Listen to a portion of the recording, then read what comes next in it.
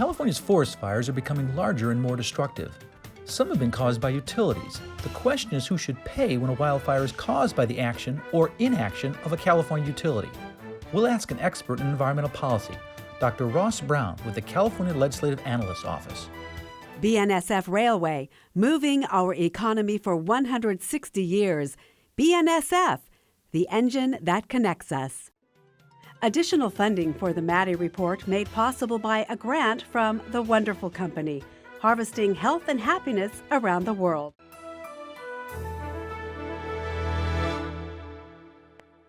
From the California Channel at the State Capitol and the Maddy Institute, it's the Maddy Report with Executive Director of the Maddy Institute, Mark Keppler. Welcome. California has its own unique disasters, earthquakes, floods, and of course, wildfires. And when it comes to wildfires, it's not just the homeowner who's at risk, even though they might be in the path of the wildfire. It's every homeowner when their utility bills increase because of some fires that are caused by utilities. Our guest is Russ Brown. He's with the nonpartisan Legislative Analyst Office and examines some of the options and some of the issues surrounding utility wildfire costs. Welcome to the Maddy Report. Glad to be here. So, wildfires, are they increasing or is it just our imagination? It's not your imagination. So if you look back over the past century or so, a majority of the largest and most destructive fires have occurred in the last 2 decades. So there's clearly sort of a trend over the last couple of decades where there are bigger fires happening. And if you look even closer at the last couple of years, the last couple of fire seasons have been particularly damaging. Damages annually of roughly $20 million a year or more. So and you're hearing about the bark beetle or the drought and whatnot. It's just causing even a bigger problem. Yeah. So let's talk about some of the factors that are contributing to growing wildfires. You listed some in the report. What are the kinds of things you saw as contributing to these growing wildfires? Yeah, so there's a lot of things. It's difficult to pinpoint exactly how much each one contributes, but one thing is just there's a lot more development in fire-prone areas, this kind of wildland-urban interface. So there's just more property at risk of damage from these fires. Another factor is, just forest management activities historically over the last several decades. We've focused a lot on fire suppression, and so that leaves not letting it burn. Exactly. So that leaves a lot of vegetation and fuel on the ground, and if it does catch fire, then it makes the fires much more intense. Climate change, drought are also contributing factors. So there's a lot going on. Isn't it with the fire? We did a report a while ago. I think it was done by the Little Hoover Commission, talking about fighting fire with fire. The nature has a way of kind of clearing the brush. And if you suppress that, it adds up, and then it's kindling for these gigantic forest fires. In your report, you note that, quote, utilities start a small portion of fires, but they're often the largest and most damaging. Why is that the case? Yeah, so if you look at the numbers at utility equipment power lines, basically when they spark, they'll start about 10% of the fires, but it's about 40% of those most damaging large fires, and that's because the conditions that contribute to that spark, that power line falling down, for example, usually means it's windy outside, and so if that spark occurs and there's a heavy wind, a strong wind, then that can blow the fire out of control, and it becomes very damaging and difficult to control. And one of the big ones recently was that Paradise Fire, right? Exactly. Caused by PG&E. And by the way, now PG&E is suffering these issues, liability issues, and cost issues associated with that. So the costs of wildfires, when they're started by utilities, how is that cost allocated? Yeah, so the process is, if a home is burned down by a fire, then that homeowner, or in some cases the insurance company, will kind of pay that homeowner to rebuild that fire, and then they'll go rebuild that home, and then they'll go try and recoup payment from a utility to cover those costs and repay those costs. So it gets there's a liability on the utility, and utility oftentimes is responsible. Yeah, I don't want to get too wonky here on it, but I want to ask you a question. What is this inverse condemnation?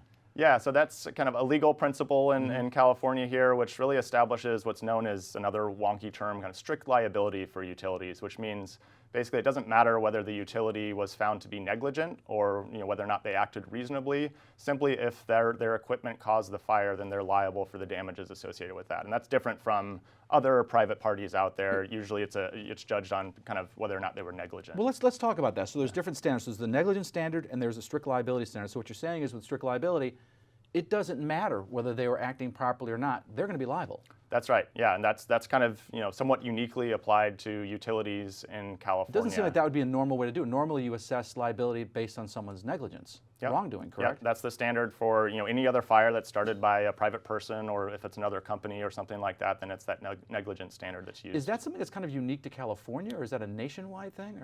It's pretty unique. I believe there's one other state that has that standard in place, but California is definitely rare, and given the size of the fires here, then it's become a much bigger issue in recent years. And I think that's also going to obviously cause all kinds of issues for utilities here there in California. Then that's correct? it. Yeah, that's exactly right. So that's going to be a big issue. Well, up next we're going to talk about some of that. Who really ends up paying for utility-caused wildfires? You or me? I don't know. Let's talk about that. That conversation in a moment. This is the Maddy Report. Welcome back. I'm Mark Keppler with the Maddy Institute. We're talking with Ross Brown with the Nonpartisan Legislative Analyst Office about who gets stuck with the bill when wildfires are caused by downed or sparked utility lines. It would seem that utility wildfire costs would always be ultimately borne by the ratepayers or the shareholders. Is that true? I mean, in every situation?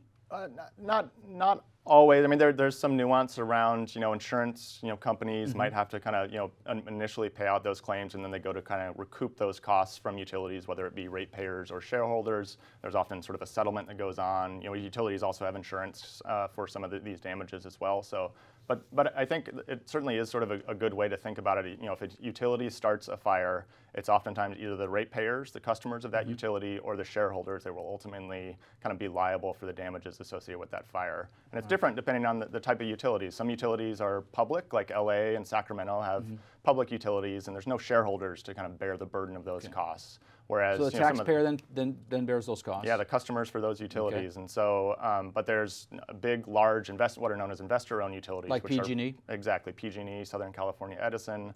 Those are private companies that have shareholders that own stock in those companies. And if those utilities start that fire, then there's, depending on whether or not they were found to be what's known as kind of a prudent manager of their system, then the liability could fall on those shareholders rather than the ratepayers. Well, they're still going to pay because they're buying insurance. They're going to have to pay for the premiums on that insurance. So the cost is coming back to them in one way or another. Yeah, it comes back in a lot of different ways, oftentimes back onto the ratepayers. Okay, so how does the current system for allocating costs then for utility-caused wildfires impact utility ratepayers then directly? It shows up in your bill, $2.50 for Yeah, so there's a process through kind of the regulatory agency that regulates a lot of these utilities. It's known as the Public Utilities Commission. Which probably a lot of people have heard of, but know anything about. Yeah, but they make very big, difficult decisions on large dollar amounts, and some of them are related to these wildfires and judging whether or not the utility has acted reasonably or prudently in managing their system. And if they determine that they have, then the claims and the liability associated with these fires get passed on to ratepayers in the forms of higher electricity rates. You mentioned something in your report called a stress test that the PUC does. And so they determine how much the utility can handle in terms of liability? Yeah, so that was a piece of law in 2008 that kind of established this stress test to, like you're saying, it kind of was to evaluate what can a shareholder sort of handle in terms of payments. There have been some recent changes that have kind of modified that a little bit, but that's part of the consideration is trying to figure out who's responsible and how much they're able to pay for some of these things. One of the other things you mentioned in your reports I thought was really interesting was people focus on the direct costs to ratepayers, but you talk about some of the indirect costs to ratepayers as well. Can you explain what some of those indirect costs are? Yeah, so utilities are really big, heavy, kind of capital-intensive industry. So they have to purchase a lot of infrastructure, which requires a lot of money up front, which means they have to borrow a lot of money in the form of bonds or issuing stocks. And so if the companies are seen as a really risky investment for investors, that means they basically have to pay kind of high interest rates on borrowing that money. And so to the extent they're seen as this risky investment due to these wildfire costs, that means higher borrowing costs for those utilities, which ultimately will get passed on to ratepayers in the form of higher rates. As shareholders, I assume it also affects the stock price. If they're viewed as a risky investment, then that's going to have an impact as well. Yeah, and one adjustment, again, that's back into kind of the public utilities realm where they have to make this decision about what rate of return is reasonable for a utility to earn in order to kind of attract that money that we need to invest in the electricity grid and upgrade the electricity grid. And they need to set that at a level, and it might be higher if there's these higher wildfire risks that investors will see. Yeah. Investors don't like risk. That's the one thing they don't like. So how do current electric rates for households, businesses, and governments in California compare to other states? Yeah, so there's kind of different categories of rates for different groups. So for residential households, just you and I in a home, California's rates are 47% higher than the national average. So, 47, that's substantial. so quite a bit higher. But if you look at other categories like industrial rates, like for manufacturing facilities, they're almost double what the national average is. So they're relatively high. Yeah, I was looking at your report. I actually did catch that one. 93% higher for industrial. That's tremendous. I mean, it would seem to really hurt business to be that high. Yeah, it's an important consideration on kind of how we deal with these costs, and they will get oftentimes passed on to different ratepayers, and the economic consequences of those can be maybe that's what we're seeing. Solar is being so popular. It reduces your cost quite a bit, I would expect. So if you incorporate the cost of wildfires to the already high costs of utilities in California, I'm thinking that's going to be a lot. That's a big burden. Absolutely, and I mean ultimately it comes down to how big those costs are. I mean we mentioned sort of the costs in the billions of dollars earlier, and so if you just think about just adding to a regular PG&E bill about $1 billion in cost to those ratepayers, that's on top of what we have. That's several additional percent increase in the rates, and so that could be a few dollars per month, which if we keep having fires over and over again in future years, and that kind of adds on, and it could get to be really burdensome. Well, the other thing you mentioned in your report is the impact that this is having on the state's ability to meet its own goals. And one of the big goals the state has, of course, is reducing greenhouse gases. How does this impact? How does the wildfire liability for utilities impact the state's goal of reducing greenhouse gases? Connect those dots. Yeah, so there's a couple of different ways that we tend to think about it, and I think it's important to kind of state up front. I mean, the electricity sector is really kind of the sector that the state is relying on pretty heavily to reduce its greenhouse gas emissions, investing in renewables, electric vehicle. Yeah, exactly. That's where we've gotten a lot of our emission reductions in recent years, and going forward, they're expected to get some there as well. But some of that involves, again, sort of utilities having resources and money available to invest in electric vehicle charging infrastructure. And so if it's more expensive to secure that money to invest in that could be more expensive for ratepayers and difficult to do. So difficult to make those changes that they want to make to reduce greenhouse gases. Exactly. Well, when we come back, is there a fairer way to allocate the costs of utility-caused wildfires? That conversation in a moment. This is the Maddy Report. Welcome back. I'm Mark Keppler with the Maddy Institute. We're talking with Ross Brown, an environmental policy expert with the Nonpartisan Legislative Analyst Office, about the costs of wildfires caused by downed utility lines. Given the risks and costs to utility ratepayers, many have called for changes in how the state allocates and finances utility wildfire costs. There have been two recent government reports that have identified some key options for potential changes. One of them came out of the governor's office, and it was entitled Wildfires and Climate Change, California's Energy Future. And they had a number of solutions proposed in there for allocating risk. What do they talk about in that report? Yeah, so it laid out a variety of different options for the legislature and the state to think about. One of those is a change to what's known as the prudent manager standard, which is really kind of how the Public Utilities Commission evaluates whether or not the shareholders or the ratepayers for the utility are liable. And they're asking, do they act reasonably? Do the utility act reasonably? That's exactly right. And you can think about changing sort of who has to prove whether or not the utility acted reasonably, and kind of what that burden of proof is, which could sort of shift liability from shareholders to ratepayers. And they were talking about the strict liability standard there as well, and changing it maybe to a negligence standard. So you have to prove fault. That's right. That was one of the other kind of really major changes, is that back to that term inverse condemnation, where whether or not the utilities should be liable and the ratepayers should be liable if they acted reasonably. What about this wildfire fund? What was that? So that's a big change. There were a couple different funds that were mentioned. The big kind of wildfire fund concept is really, I think you can think about it like an insurance fund, essentially, where you have setting some money aside in advance. Exactly. You have different groups that make kind of upfront contributions. So that could be ratepayers, that could be shareholders, it could be property owners, theoretically, and they contribute to this fund up front, and it's available to, if there are future fires, it's available to pay out those claims over time. The California Senate, not to be outdone by the governor, has their own report, SB 901 Commission report on the same thing. What did it recommend, and how are their recommendations different than the governor's report? Yeah, so that was kind of an independent panel of experts that they put together to try to come up with some solutions. And they touched on a lot of the same options that we just talked about. They did recommend changing the strict liability standard that we talked about before. They laid out changes to the prudent manager standard that they think the state should be considering, establishing the fund, particularly if you don't shift the strict liability standard, establishing this wildfire fund to serve as some sort of cushion for ratepayers if there are future fires. Right. So still similar in many ways. In a lot of ways. So you and your team at the LAO attempted to identify some of the key factors that should be considered when evaluating these different options. One was this fair distribution of financial risks to different groups. Who and how, though, should determine what fairness is? How is that evaluated? That's a great question, and that's one of those difficult questions for our state's policymakers and trying to figure out kind of what's fair. And I don't know that there's a definitive answer to that. I think some of the considerations that we think should be in mind are, for example, this issue of if the utility is found to have acted reasonably, is it fair that ratepayers should pay the costs or damages associated with those fires? Or should it be the homeowners or insurance companies for those homeowners? Those types of questions. There's also the question of homeowners who build property close to these fire-prone areas, where they should absorb some of that risk. That's exactly right. And from a homeowner or insurance company perspective, the flip side of that is, is it fair or does it make sense that you can go recoup these costs from a utility based on one legal standard, whereas if the fire was started by some other entity, there's a different legal standard, and you might be able to recoup a little bit less in that circumstance.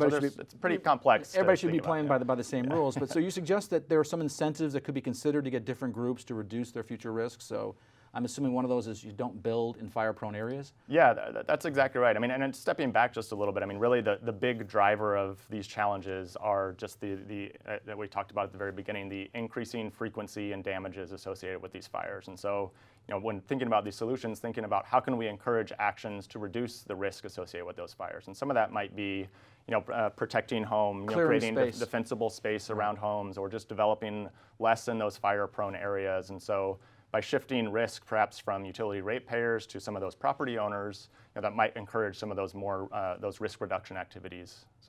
So you also notice in your report, you suggest the legislature might want to consider how to change. Let me say how it says. How you might want to have the utilities change their ability to raise capital.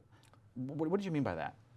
Yeah, so we talked a little bit about sort of these indirect costs. So some of the costs and challenges associated with this is just that shareholder or investors and utilities see it as a very risky proposition, and that leads to higher borrowing costs for utilities. And so some of the proposed changes that are out there would kind of reduce some of that risk for those investors and shareholders. Extremely poorly, and excuse me for that, but you're talking in your report, I think, about long-term risks and medium and short near-term risks. So they're different. You treat those differently. Sure. And you want to kind of address each one of those a little bit differently. In our view, sort of these long-term risks around the utilities and sort of how those costs are passed on to ratepayers are really an important part of it. And it's not just those direct costs to ratepayers, but sort of the risks to utility shareholders, which will sometimes come back onto ratepayers as well. Well, when we come back, we're going to talk about some of the pros and cons of the various options that you've laid out and what the legislature has done recently. That conversation in a moment. This is the Maddy Report. Welcome back. I'm Mark Keppler with the Maddy Institute. We're talking with Ross Brown, who's with the Nonpartisan Legislative Analyst Office, about the various options suggested in two recent government reports regarding how to best allocate and finance the costs of wildfires caused by utilities. So there are about 4 options that were discussed in your report. Option 1 was changing the prudent manager standard. So we talked a little bit about that. So briefly, how would they change that? Yeah, so there's a variety of changes that could be made. I think one of the one that's talked about most is sort of changing the burden of proof. Basically, if a utility starts a fire, then does the utility have to prove that they acted reasonably, or is it on the kind of ratepayers or their advocates to prove that they didn't? And so that can kind of shift where the liability is likely to land. And a lot of times, it's the question you ask that gets you the results you want, right? So that's kind of important how you frame the question. A second option that you discussed was changing, again, the liability standard from strict liability to a fault-based standard, which is negligence. Talk about that a little bit. What's that option about? Yeah, so one of the big impacts of that is really a kind of, again, sort of in the area of shifting risk from one group to the next. It, in a lot of ways, shifts risk from the ratepayers, from the utility. If the utility is found to have acted reasonably, they would no longer be responsible for paying those costs, and instead, it's the owners of the properties and their insurance companies that would be responsible for then paying those costs. I'm guessing insurance companies would not be thrilled about that. Yeah, so that creates a whole bunch of other challenges associated with that. Well, the other thing too is if that does happen, then the insurance rates for those homeowners are going to go up. So not only just the insurance company is going to be taking the bill, ultimately the homeowner. That's right. Yeah. So these costs are there, and it's just that they'll oftentimes pop up in different locations. Yeah, it's kind of, where do you, there's a kind of a wide area that you can kind of spread the risk, but do you spread it to ratepayers or do you spread it to homeowners and their insurance companies? And where are you spreading the risk is kind of, I guess, the question, it seems like. Yep. Okay, so the third option you've got is establishing a liquidity-only fund to pay wildfire claims before the PUC makes a cost recovery decision. What's that about? Yeah, so this is a little less significant change, I guess. It's really more of I think of it as like just a short-term bridge loan. So establishing this fund up front, which can be used to pay out wildfire claims, while the PUC sort of determines who's liable, whether it's ratepayers or shareholders, just to kind of cover that gap between that. But you've also got that wildfire fund as well. So you have these two funds. One is kind of before anyone makes a determination, let's take care of homeowners, they can get back on their feet. But then ultimately there'll be this wildfire fund that will. Yeah, and the wildfire fund is a little bit different concept, more on kind of like we talked about, the kind of insurance side of things, where it's, you really are potentially changing kind of, the future risks of something, establishing this bigger fund up front where ratepayers and shareholders, for example, will pay into it, and then it's available to pay those claims, and it kind of the future risk is really sort of reduced in a lot of ways. That was option 4, was this wildfire fund. How big are they talking about that fund being? Well, so there was actually a recent piece of legislation that passed, which established a fund which it could grow up to as big as $21 billion. Wow. Half from ratepayers, half from shareholders. That's real money. Exactly. So I wanted to ask you about that. That legislation you're referring to is AB 1054. Besides the wildfire fund, what kinds of other things did it do?